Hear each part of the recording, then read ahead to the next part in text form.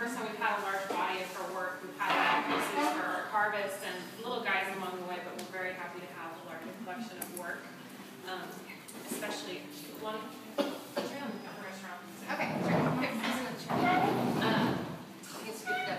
so she resides in the greater metropolitan of Sheridan, as some of the other artists. I feel the emotional mine.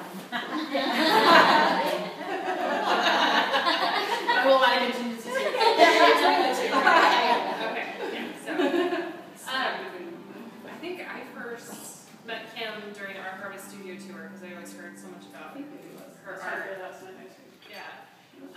And a lot of people know her from that because she opens up her studio every October.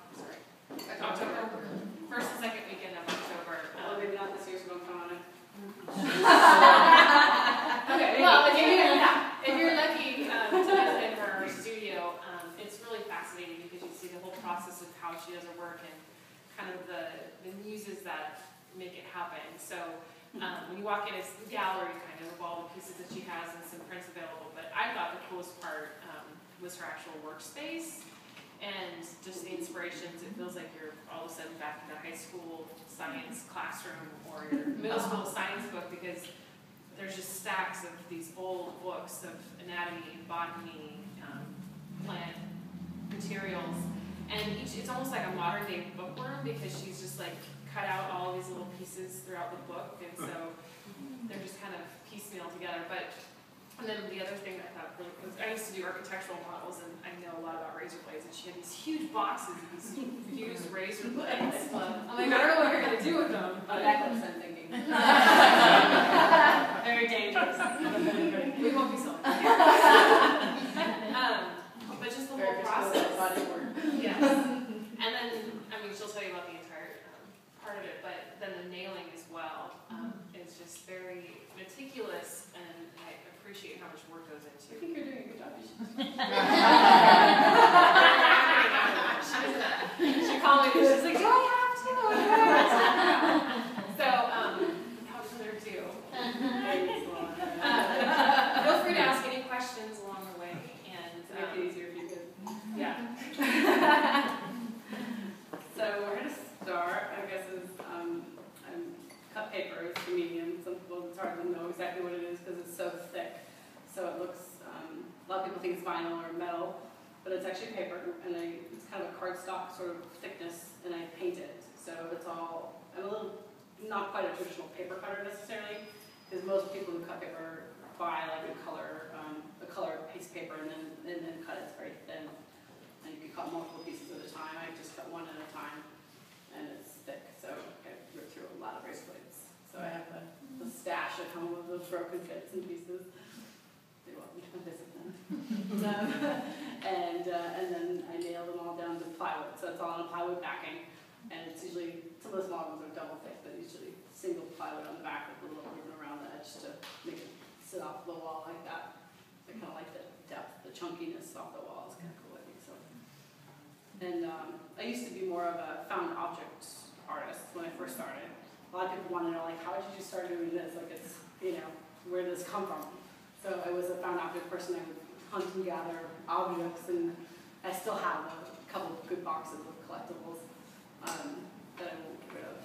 Lenses and stuff, and every once in a while I still use it, but most of the time I just go for the imagery now. And that's where the book collection sort of comes from, is the hunting process, the gathering of, like, I don't know, inspiration, I guess, in some ways, and then I steal a lot from those books too. So every once in a while I cut right into the books and steal directly.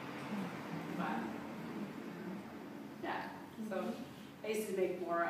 The nails came from like the old world of making my art. Was a lot of you know, cutting scrap metal and old cans I was selling Laura and I brought back from Austin once a razor blade, and I got nailed by TSA with a razor blade. This is before TSA, you know, scrap metaling, cutting cans in Texas because of the cool star on them. Mm-hmm. And so I was like, ooh, I gotta cut that out. So, my formative years of stealing things and cutting. But so I would nail down for those, and then when I started doing paper, it just seemed like the natural way to hold it down. I never really thought about it as a look necessarily. It just seemed just easy and kind of natural thing to do. So I used to actually go back and paint every nail head because I thought it was ridiculously gaudy to have all those dots. So I go back and paint every single one, and that took forever, especially on like a triple coat of black.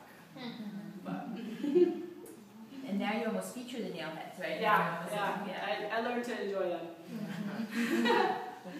Well, so that the trees there, the gold then is a piece of paper, and then you cut the green out and put it over it. Yep. So that's actually 3 layers of not cardboard, but a cardboard type. Yeah, it's cardstock kind of thickness, so it's like a pegboard, you know, like for The poster board cardboard's or pretty whatever. thick. It's pretty thick, yeah. But that actually then the yellow is under the green. You Yeah. put the So green. anything that has like multiple colors has multiple layers of paper. Typically. Yeah. And then you actually paint it. You painted the yellow. Yeah. Yeah. So You painted it before they you all cut it. start like white. Yeah, I usually paint it at least once before I cut it. So I've got like big pieces of paper painted. And then I paint it again after I cut because otherwise it has Lauren, that some one's white edges. good to So, go. Whatever you use. I'm just gonna grab that. Thank you very much. How do you decide, like, it seems like sometimes there's different themes. So like, maybe like, I know there were some trees or birds or anatomy, and now I'm seeing some agricultural kind of references. Do you kind of pick a theme and go with it for a little bit, or is it always Yeah. I mean, I've been a little obsessed with plants for a while. I've been kind of on the roots in the plant world. I've always had like recurring birds that just kind of. So Kim, did you decide to do paper crafting and then decide on the imagery, or did you decide you wanted to do imagery and found paper craft as a way to express? I never even knew I was a paper crafter.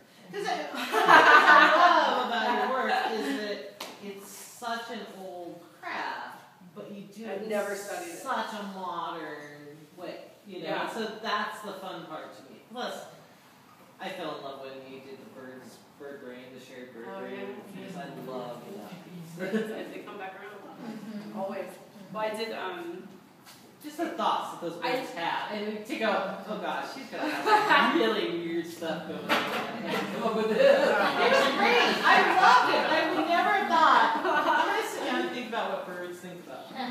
They think about a lot. They do. And you There's just one that's even thinking about religion as we speak. about work. These ones were very active.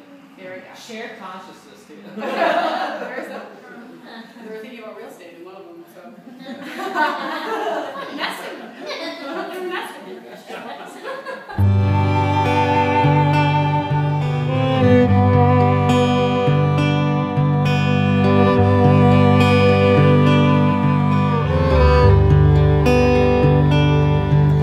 I'll lay down all my troubles in empty oil drums. When this world don't suit me now, I'll wait till heaven comes. The brimstone I've collected, it is on my windowsill. If daylight won't protect me now, I know the devil will. I know the devil will.